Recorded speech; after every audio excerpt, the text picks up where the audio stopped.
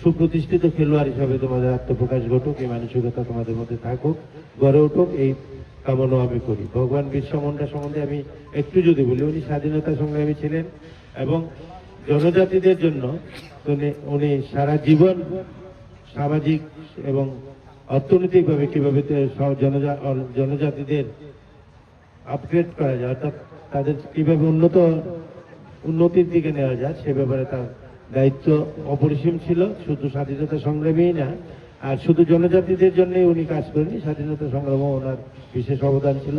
সুতরাং তারই স্মৃতিতে এই খেলা, তো এই খেলাটাকে আরো ভালোভাবে খেলবে। তোমরা যারা হোস্টেলে আছো, তোমাদের থেকে এরকম ধরনের ওনার মতো মানুষ আরো বেরিয়ে আসুক এই আশা রেখে, এবং তোমাদের খেলোয়াড় সুলভ মনোভাব এবং তোমরা বড় খেলোয়াড় হবে আশা রেখে আমি আমার সংক্ষিপ্ত আলোচনা শেষ করলাম। নমস্কার সবাইকে। फेज है ना लाइफ का, आप लोग सीख रहे हैं, तो आप लोग, मैं उम्मीद करता हूँ आप लोग सब लोग अच्छे स्पोर्ट्समैन तो बनेंगे ही, लाइफ में एक अच्छे युवा बनेंगे।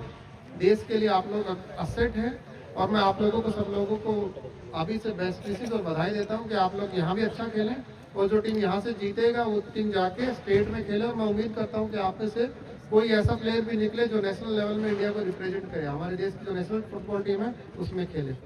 थैंक यू, जय हिंद।